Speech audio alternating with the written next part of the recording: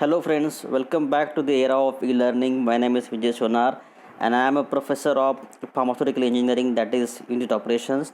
So, since last lecture, we are discussing about the size reduction aspects of pharmaceutical products.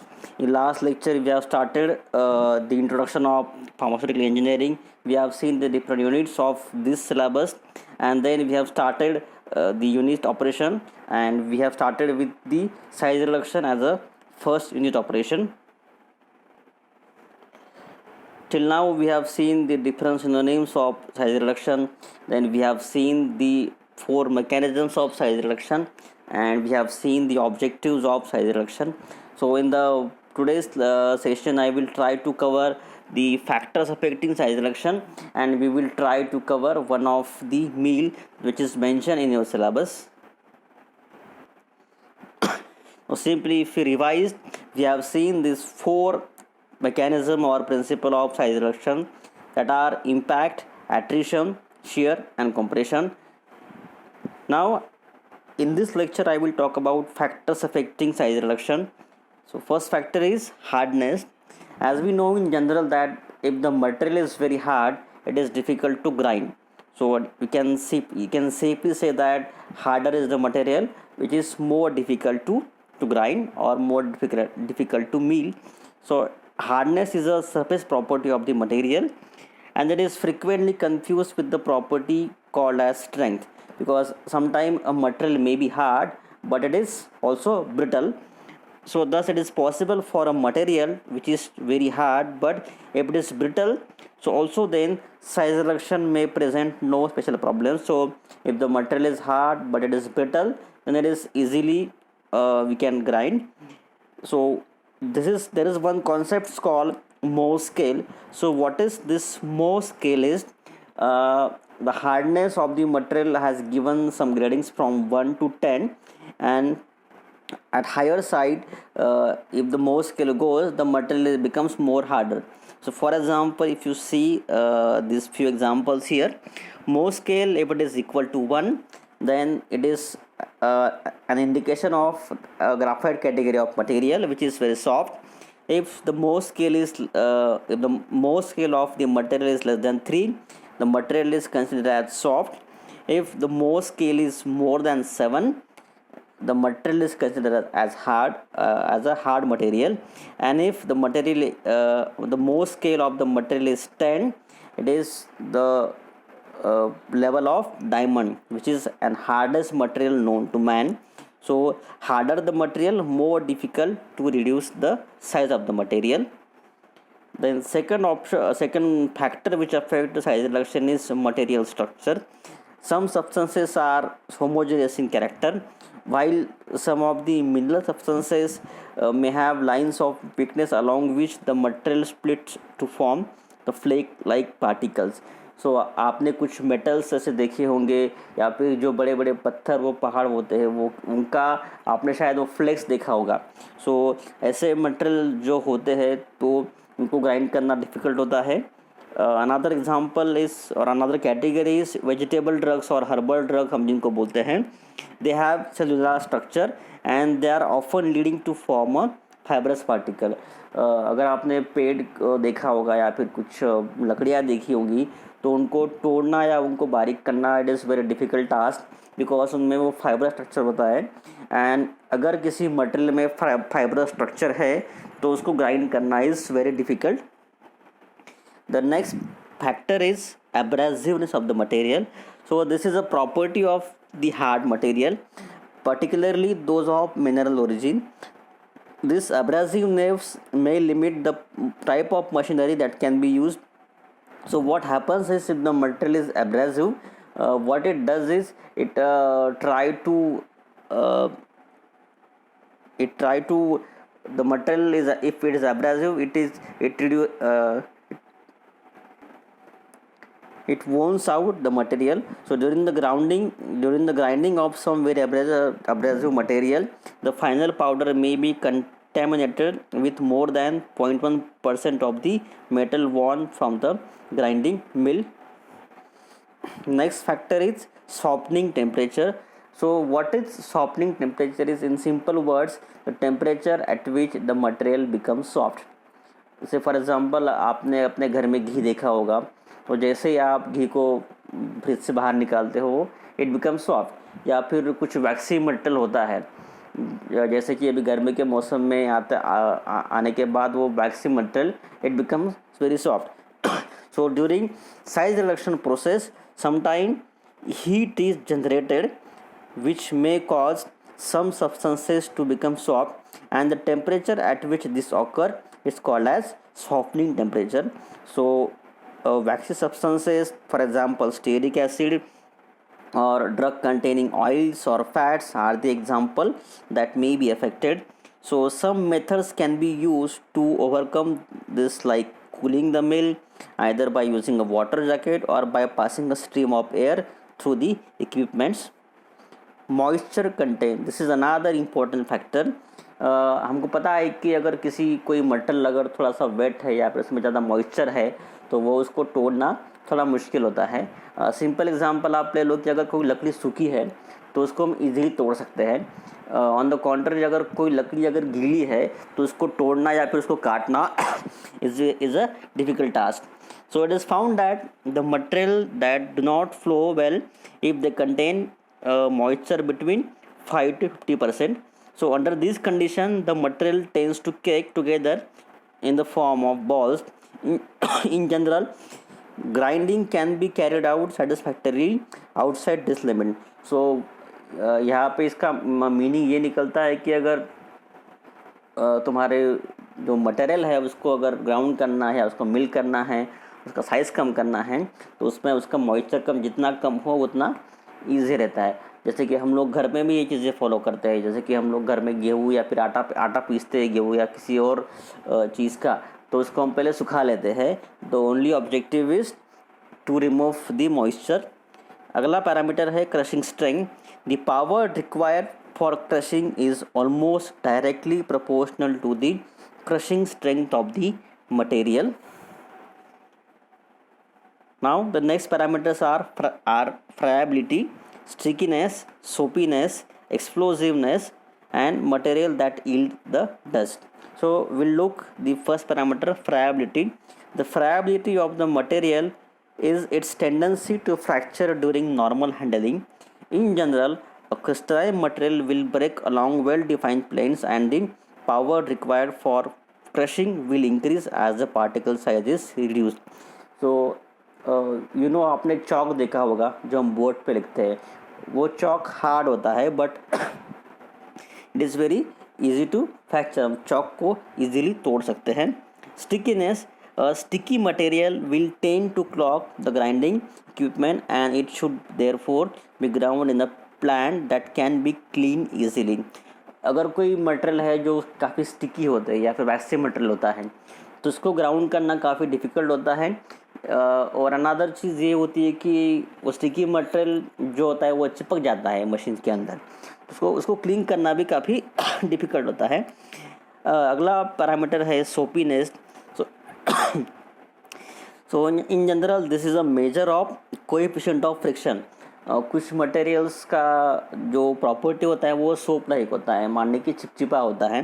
तो होता क्या है कि जब ऐसी चीज़ों को जब हम मिल में डालते हैं तो उसका कोएफिशिएंट ऑफ फ्रिक्शन वो कम हो जाता है, और अगर वो फ्रिक्शन लो हो गया तो क्रशिंग या फिर मिलिंग बिकम्स मोर डिफ़िकल्ट. अगला पैरामीटर है एक्सप्लोजिवनेस. कुछ मटेरियल ऐसे होते हैं जो कि ज़्यादा हीट अगर होते हैं तो they become explosive. Okay, so there is a possibility of explosion because of heat generated during the milling operation.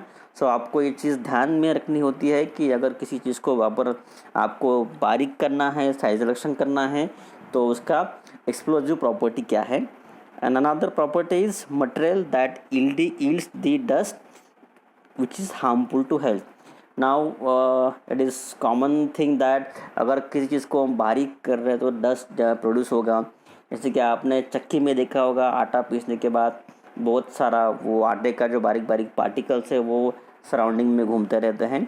तो it is very common thing, but आटे का particle is okay, it's quite acceptable, but अगर कोई harmful chemical का particle है तो it can be a problem. So अगर toxic chemicals है या फिर ऐसे कुछ ड्रग्स है जिनका particles are toxic, then we have to take care of it. So these are the some of the factors. I will just revise from the back to the front. Material yielding, that dust, explosiveness, soapiness, stickiness, friability, crushing strength, moisture content, softening temperature, abrasiveness, material structure, and hardness. So these are some of the factors affecting the size reduction. Now one thing I will tell you here is, आपको ये चीज़ यहाँ पे याद रखनी है, ये जो point है factors affecting size reduction, this can be ask for 5 marks in your sessionals and also in your semester examination. So आपको अभी इसका नोट बनाना है कि या फिर ये बात आपको अभी लिख के रखनी है कहीं पे, तो यहाँ पे दिमाग में रखनी है कि इस पे आपको 5 मार्क के लिए क्वेश्चंस पूछे जाएंगे एग्जाम में. This is the classification of size reduction equipment. So until now we have tried to cover the factors affecting size reduction, principle of size reduction, objectives of size reduction, and different synonyms of size reduction. Now we will see the different equipments. So this is a general classification: crusher, grinder, cutting machine, ultra fine grinder. One thing I must tell you here is, अगर आप अलग अलग book देखते हो तो different books में you will find different classification types. So you can follow any of them. Another thing you have to remember is, in this syllabus of your second year engineering semester 1, you have to only study the 5 different mills. Okay, so in that we have edge runner mill, end runner mill, hammer mill, ball mill and fluid energy mill. So ये 5 मिल को ही आपको पढ़ना है. Classification आप किसी भी book का prefer कर सकते हो, and it is not like that कि जो मैंने यहाँ पे लिखा है वही आपको लिखना है. अगर आप अलग अलग बुक्स देखते हो तो आपको डिफरेंट टाइप्स ऑफ क्लासिफिकेशन आपको वहाँ पे मिल जाएंगे. So one by one now I will try to explain you the 5 different types of mill. So first I will start with the hammer mill. So one important thing you must remember, जब हम लोग exam में किसी चीज़ का, किसी question का answer अगर हम लिखते हैं तो फार्मास्यूटिकल इंजीनियरिंग में एक सिंपल चीज़ आपको याद में रखनी है कि आपको डायग्राम्स अच्छे से बनानी है. क्योंकि एग्ज़ाम में जब भी कोई पेपर हमारे सामने आता है किसी स्टूडेंट का, और अगर हमने किसी इक्विपमेंट के बारे में पूछा है तो it is expected that you should draw a well labelled diagram. Second चीज़ मैं आपको बताऊंगा यहाँ पे कि बहुत सारे बच्चे डायग्राम तो ठीक से निकालते हैं लेकिन प्रॉपर लेबलिंग नहीं करते. मतलब कि हैमर कहाँ पे लिखा है, हॉपर कहाँ पे लिखा है, शाफ्ट्स कहाँ पे लिखा है, मिलिंग चैम्बर क्या है, रिसीवर कहाँ है, तो ये सारे नॉमेनक्लेचर ठीक से आपको लेबल करना, इट इज़ वेरी इंपॉर्टेंट. तीसरी चीज़ ये है कि बहुत सारी बार क्या होता है कि कुछ मैंने ऐसे बच्चे देखे हैं जो कि they spend more time on diagrams.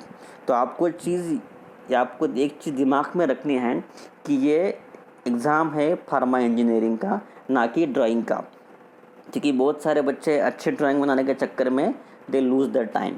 Okay, so ये कुछ सिंपल चीज़ें आपको याद में रखने हैं. और एक बात मैं आपको यहाँ पे बता दूँ कि आपको एक सिंपल स्केच ड्रॉ करना होता है. द एक्चुअल मिल जो है it may be look like different. यहाँ पे जो आपको इमेज दिख रहा है it is a 2D image, it is not a 3D image. So this will a simple schematic representation of the hammer mill. दूसरा फ़ायदा ये होता है, अगर आपको डायग्राम अच्छी तरह से आती है या फिर डायग्राम आपको याद है तो आपको उसके 2 मार्क्स तो मिलेंगे ही मिलेंगे. दूसरी चीज़ ये है कि उसका जो मटेरियल ऑफ कंस्ट्रक्शन है, उसका जो डिस्क्रिप्शन है, आपको याद करने की ज़रूरत नहीं रहेगी. Okay, so now if you look at this mill, what different components you can see. So I will start from the right to left. So we can see one hopper is there, जहाँ से हमको हमारा sample ground करना है वो डालना है. Then we can see some hammers here. Okay, then you have one shaft. तो ये shaft क्या होता है? Shaft is the thing around which the hammer moves.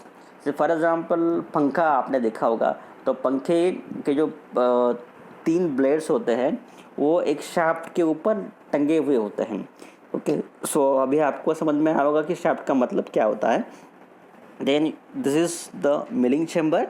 नीचे you can see there is a screen, और स्क्रीन को you can आप observe कर सकते हो. यहाँ पे बारीक बारीक आपको you can observe some holes are there. So the role of this small hole is it will act like a screen. मतलब ये काम करेगा फिल्टर करने का, जो कि स्मॉल पार्टिकल है वो नीचे आ जाएंगे. And at the bottom you have one product receiver. So ये डायग्राम आपको ठीक से याद रखनी है और बनानी है. और एक चीज़ आपको याद रखनी है इस मिल के बारे में. ये मिल बहुत सारी बार एग्ज़ाम में 5 मार्क के लिए पूछी जाती है. लास्ट ईयर भी इसको एग्ज़ाम में 5 मार्क के लिए पूछा गया था, तो आपको ये दिमाग में रखना है. So this is how simply hammer mill looks like. So जब भी आप किसी इक्विपमेंट का क्वेश्चन आंसर करते हो तो आपको सबसे पहले उसका डायग्राम ड्रॉ करना बहुत ज़रूरी है.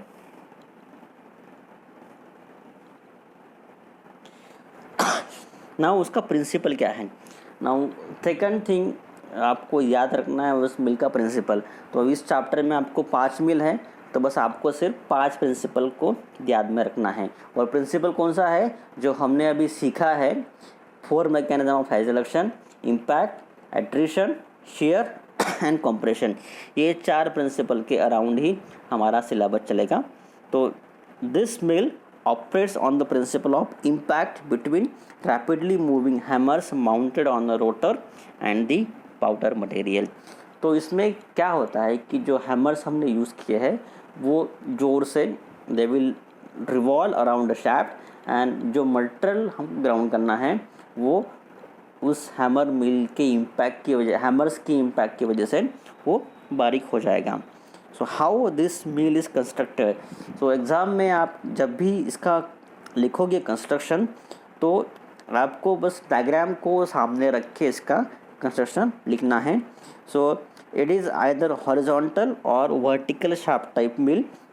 Hammers are made up of harden steel और stainless steel with impact surfaces made of an extremely abrasive resistant material such as hastellite and carbaloy. SS hammers, यहाँ पे SS का मतलब है स्टेनलेस स्टील. आपको अभी ये चीज़ दिमाग में आगे रखनी होगी कि whenever I say SS it means stainless steel. So these SS hammers are sufficient for pharmaceuticals. Hammers may be bar shape or stirrup shape. Bar shape is used for tablet granulation. Hammer blade can be either flat or sharp edges or both on each side. So अब जो hammers है, hammers के जो blades हैं वो flat भी हो सकते हैं. They might having sharp edge on one side और sharp edge on the both side. Hammers में बी आइदर रिजिड और स्विंग टाइप. तो जो हैमर है वो रिजिड भी हो सकते हैं या फिर वो मूविंग भी हो सकते हैं. The entire unit is enclosed in a chamber containing grid or removable screen through which the material is passed. Screens are prepared using metal sheets of varying thickness with perforated holes or slots. और ये screen का role क्या होगा कि आपको desire particle size आप achieve कर सकते हो. एंड यू कैन, ये जो स्क्रीन होती है you can change the screen. So this screen will act like a filter. Now working speed of the hammer is 8000 to 15000 RPM. So RPM का meaning क्या होता है? रिवॉल्यूशन पर मिनट. सो इसका मतलब यह है कि 1 मिनट में वो हैमर्स जो है वो 8000 times they can move.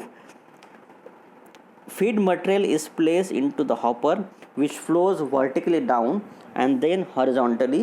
Hammers are in continuous motion. Rotating hammer hit the material to yield smaller particle. This particle passes through screen. Particle exit tangentially to yield smaller size particle. screens are interchangeable for varying size. Now fineness of the powder is regulated by altering the rotor speed. So आप इसका speed change कर सकते हो. You can change the feed rate. Then clearance between the hammer and grinding plates. Clearance का मतलब होता है gap. Hammers और प्लेट के बीच में कितना गैप है, that is called as clearance. Then number and types of hammer, hammer के नंबर और टाइप क्या है, and aperture size of screen. So this is how simply hammer mill will work. Now I will show you one video which will make you more clearly understand that how hammer mill works. So ये एक video है जो मुझे YouTube पे मिला, और I have not made this video. Arjun Ghimire नाम का हमारा एक दोस्त है, उस भाई ने ये वीडियो हमारे लिए बनाया है. So this is now you can simply look at this video and it is very easy for you to understand. Now hopper से जो मटेरियल ग्राउंड करना है वो आएगा, देन ये नॉब जो है उसको अंदर डालेगा. Hammers will move very rapidly and because of the impact वो जो मटेरियल है वो ग्राउंड हो जाएगा और स्क्रीन की थ्रू वो मटेरियल नीचे आ जाएगा. जैसे ही उसका पार्टिकल साइज स्क्रीन से कम हो जाएगा, your all material will you can collect in the receiver. So just keep this animation in your mind which is very easy to understand how hammer mill works. अब हम देखते हैं उसके uses क्या क्या हैं. So we can produce a fine to moderately fine powder. उसका size 10 to 400 millimetre. अभी एक चीज़ यहाँ पे थोड़ा प्रॉब्लमेटिक होता है कि बहुत सारे मिल दिए हुए हैं और हमको बहुत सारे नंबर याद करने होते हैं. सो एग्ज़ाम में आपको ये एक्सपेक्ट नहीं रहेगा कि आप उसका स्पेसिफिक नंबर लिखो. अगर लिखते हो तो अच्छी बात है, अगर याद नहीं है तो छोड़ दो. क्योंकि बहुत सारी बार हम लोग क्या करते हैं कि अगर कुछ नंबर याद नहीं आ रहा तो अपने मन से कुछ भी लिख देते हैं. ओके, बट एग्जामिनर जो होता है उसके सामने आंसर लिखा हुआ होता है. ओके, सो अगर आपको पर्टिकुलर आंसर याद नहीं आ रहा है नंबर्स के बारे में तो अपने मन से कुछ भी मत लिखो. Then non abrasive to moderately abrasive material and brittle material can be use to crush.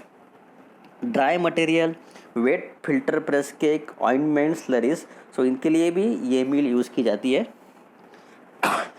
Now देखते हैं अब इसके क्या क्या एडवांटेजेस हैं. So it is easy for setup, easy to install, dismantle and clean up, जो कि बहुत बड़ा एडवांटेज है. Then minimum scale up problem, require small place, different screens can be use to handle the different types of feed, speed and screen can be change rapidly, operated in close environment, dust can be reduce. So ये इसका एक बड़ा advantage है. Now देखते हैं भी इसमें problems क्या क्या हो सकती है. सो स्क्रीन्स मे गेट क्लॉक, जो नीचे जो स्क्रीन लगाई होती है समटाइम इट इज़ पॉसिबल कि स्क्रीन ब्लॉक हो जाए तो उसका आपको बार बार क्लीन करना पड़ेगा. हीट बिल्डअप इज़ मोर, ये इसका सबसे बड़ा प्रॉब्लम होता है. अभी यहाँ पे एक चीज़ आपको याद में रखनी है, जिस किसी भी मिल में मूविंग पार्ट्स है, मेटल पार्ट्स है, जिस किसी भी मिल में फ्रिक्शन ज़्यादा है उस टाइप के ऑपरेशन में हीट प्रोड्यूस होता है.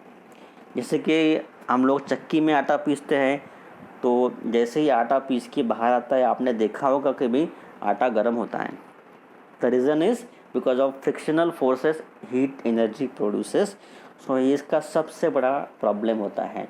नाउ अब क्या होगा, अगर हीट प्रोड्यूस होती है तो जो मटेरियल हीट सेंसिटिव है जिसको हम बोलते हैं thermolabile material, so this type of material you cannot handle, you cannot you cannot mill using hammer mill. Wearing of mill is more with abrasive material.